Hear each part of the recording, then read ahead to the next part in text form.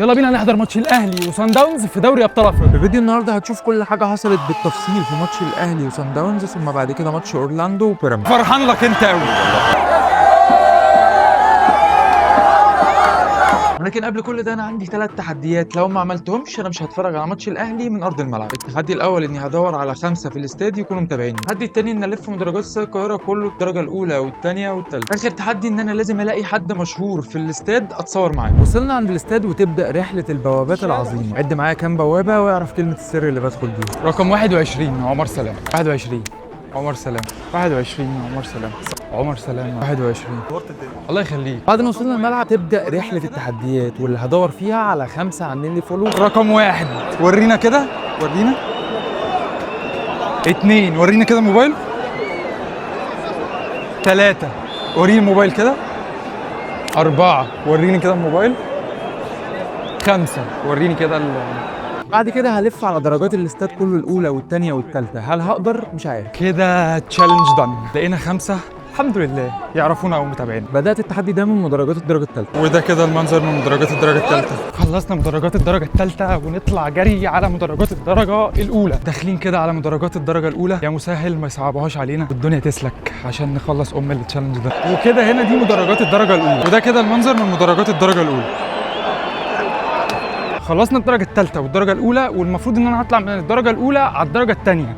ومشوار من الدرجه الاولى للدرجه الثانيه سفر، يعني سفر مسافة محترمة والجو حر نار. داخلين على مدرجات الدرجة الثانية. وصلنا مدرجات الدرجة الثانية، وده المنظر كده من مدرجات الدرجة الثانية للملعب كله. احنا في الثانية علوي. خلصت اول تحديين واللي كان مجهودهم اكبر، بس كنت عارف ان انا هعملهم. التحدي الثالث ده بقى كان صعب جدا بالنسبه لي، لان انا ما كنتش متخيل ان انا ممكن ما انزلش ارض الملعب عشان مش لاقي واحد مشهور اتصور معاه. التحدي اللي بعد كده اننا نتصور مع حد مشهور، وده عاده مش هنلاقيه غير عند المقصوره الرئيسيه، ان هم طبعا بيبقوا في المقصوره وكده، مش هيقعدوا في درجه ثالثه وبتاع والحاجات دي. فلازم نطلع على المقصوره عشان نشوف ممكن نلاقي مين هناك، وده ريسك بصراحه لان المقصوره الرئيسيه بعيده، ومعرفش هرجع تاني ولا مش هرجع، او هرجع ازاي قصدي، ومعرفش هلاقي حد اصلا ولا لا. فربنا معانا. عامل تشالنج كده ولازم اتصور فيه مع حد مشهور. فكابتن سيف زاهر مفيش اشهر من كده. ربنا يخليك. حبيبي يا كابتن شرف سيف. ليا. ربنا توقعاتك ايه طيب النهارده؟ ان شاء الله باذن الله الاهلي يكسبوا لي يا رب. كام طيب؟ ان شاء الله 2-0 نطلع بسرعه. خلصنا التعديات، نطلع بقى بسرعه من هنا على نفق اللعيبه اللي هندخل منه للملعب.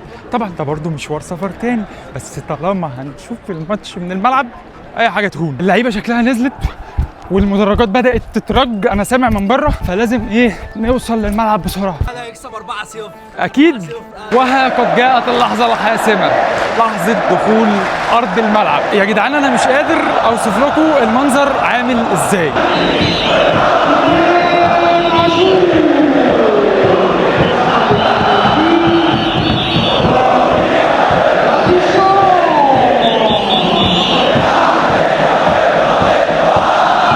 جمهور الاهلي زي ما انا شايف كده هو بيستعد للدخله، وزي ما انا شايف في جلاد وفي بانر كمان متعلق اهو. اتمنى الدخله تبقى كويسه. هنا اللعيبه خلاص كانت بدات تنزل ارض الملعب، والبودله كانوا معديين من قدامنا عشان يروحوا على الدكه.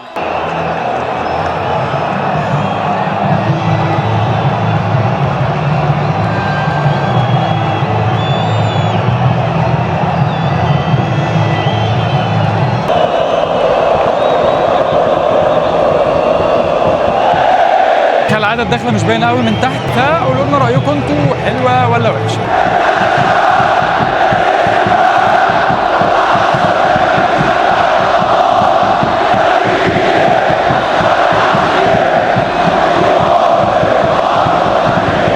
صفر الحكم وبدات 90 دقيقه، كنا نتمنى كلنا ان هي تنتهي النهايه غير اللي انتهت.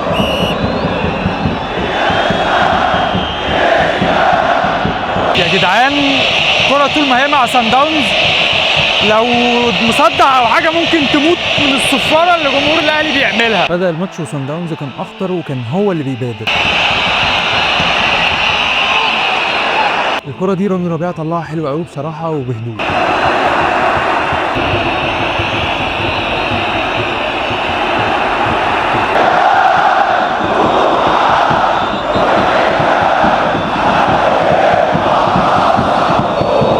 ويجي طاهر محمد طاهر ويطلع طلقه من رجله.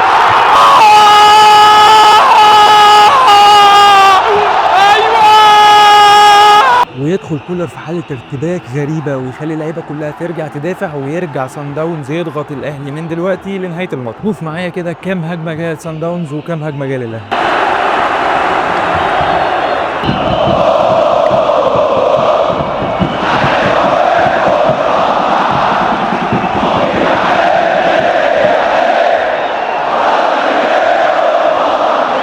وبصراحه دفاع الاهلي كان مموت نفسه، سواء ياسر او رامي او دالي.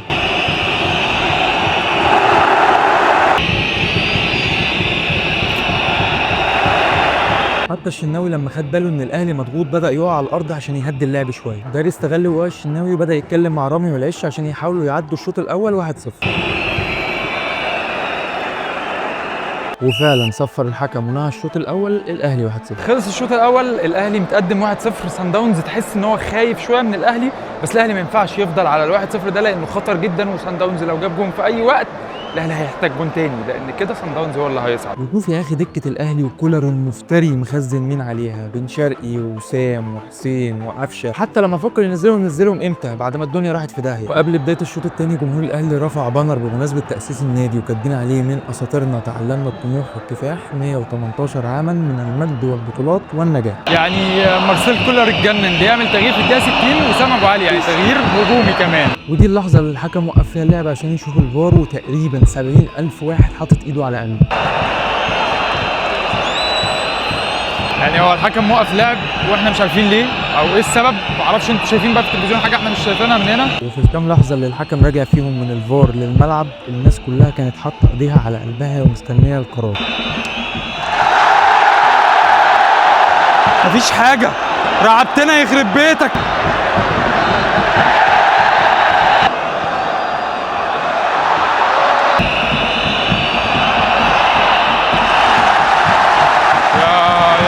يا شناوي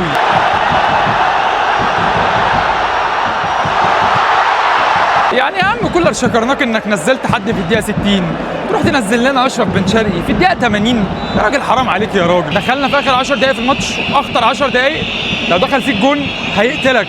قلنا الاهلي كان لازم يجيب جون تاني عشان يامن على قد ما في الوقت اللي كنا مستنيين فيه جون تاني للاهلي او الماتش يخلص بالنتيجه دي ويصعد الاهلي، يجي رصاصه قاتله من سان داونز تخلي 70,000 واحد في الاستاد في حاله سكون تام. نهار اسود، والله قلت لعيبه الاهلي بتعترض وغالبا بيقولوا ان فيها هاند جول. الجمهور بصراحه عمل اللي عليه وكان بيرج المدرجات، بس قابل ده حاله من العشوائيه، كل شويه علق الكوره ومفيش خطه واحده او هجمه واحده منظمه تقدر تتكلم عليها.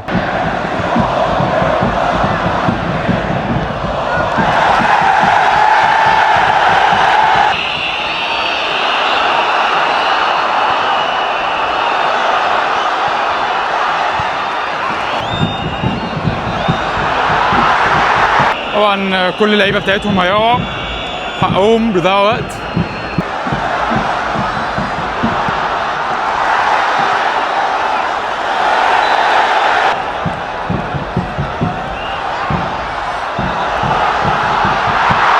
يا عم بن شرقي. وكان كل ما الوقت يقرب ينتهي كان كل قرارات لعيبه الاهلي غلط زي ما انت شايف كده.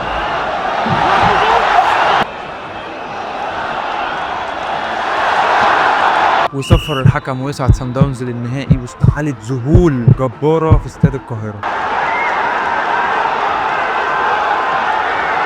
جمهور الاهلي كان متضايق جدا بعد الماتش وبدا يرمي ازايز ميه على الملعب، وانا مش مختلف خالص على الهتافات ضد كولر لان ما كانش فيها اي خروج عن النص، بس انا مش متفق خالص مع الازازه اللي اتحدفت على الراجل لان شكلها ما كانش لطيف خالص.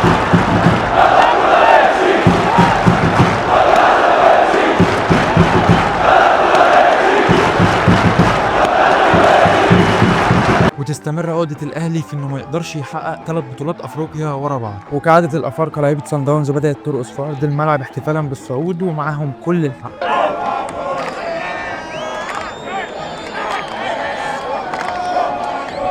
خلص الماتش، خرج الأهلي من بطولة أفريقيا. موسم عرة بصراحة بالنسبة للنادي الأهلي السنة دي. يلا بينا نلحق أي حاجة في ماتش بيراميدز يمكن يصعدوا هم للنهائي. الناس اللي خارجه قدامكم دي والله شويه كمان وكانوا هيبداوا يكلموا نفسهم. يلا نطلع بره الاستاد عشان نلحق نطلب اي حاجه تودينا استاد الدفاع الجوي.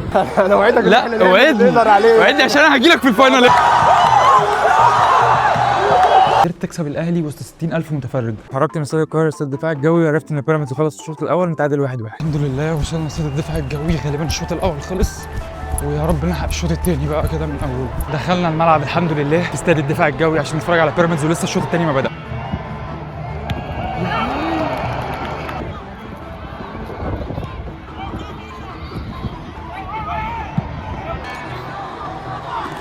يا مصطفى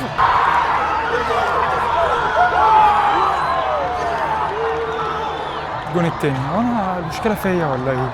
وده كان مشجع وحيد لاورلاندو وكان بيعمل كل حاجه عشان يوصل صوته للعيبه.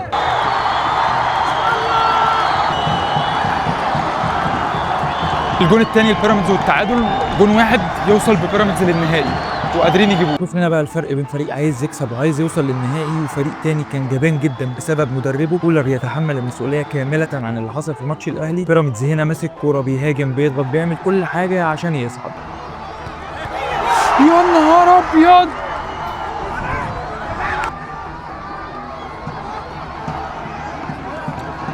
انا في الدقيقه 70 دلوقتي. بيراميدز قادر باللي انا شايفه ده ان هو يجيب الجون الثالث ويكسب الماتش. بيراميدز مش سايب ولا كوره لفريق اورلاندو، حتى الجون الثاني اللي تعادلوا بيه بعد جون اورلاندو على طول، فبيراميدز قادر يكسب الماتش ده.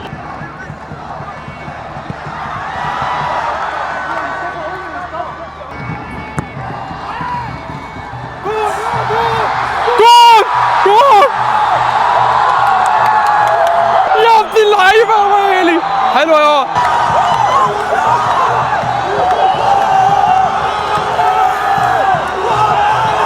بيبان يا جدعان، والله بيبان الفريق اللي عايز يكسب من الفريق اللي لا مؤاخذه بيتمرقع. ماتش الاهلي قلت لك الاهلي اللي بيعمله ده خطر، الاهلي ممكن يلبس جون في اي لحظه، الاهلي لازم يكون جون تاني وحصل ولبس جون. هنا قلت لك بيراميدز اخطر، بيراميدز احسن، بيراميدز عايز يكسب، بيراميدز ممكن يجيب جون الثالث وبرضه حصل، عشان دول لعيبه رجاله. يا راجل شوت شوت يا مروان، ايوه كده. الراجل ده الله يكون في عونه بصراحه، يعني كانه مولود في بيراميدز. الراجل شوف الفريق اللي اصلا كسبان وخلاص هو كده في الفاينل هو برضه لسه اخطر على مرمى اورلاندو. شوف الروح اللي بيلعب بيها الشيبي عامله ازاي. الاهلي لو كان عنده بس 3-4 من الشيبي اللي انا شايفه النهارده في الملعب ده كان كسب صن داونز 5.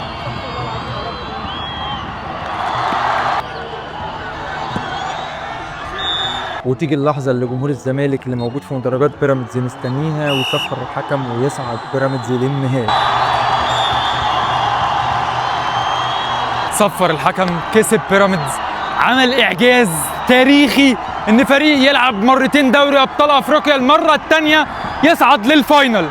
رجاله هتقولي انت بتحتفل ليه؟ انت بتشجع بيراميدز من صغرك يعني ومن صغري بيراميدزاوي؟ لا بس فريق مصري، لعيبه رجاله، لعيبه انت شايفها بتموت نفسها في الملعب فلازم تتبسط لها. وكان في احتفالات هستيريه في الملعب بقياده رمضان صبحي، وزي ما قلنا ان حق صن داونز يفرح حق بيراميدز برضه يفرح بالوصول للنهائي. فرحان لك انت قوي. وزي ما قلت لكم جمهور الزمالك كان موجود في المدرجات ونكش الاهلي كده نكشه.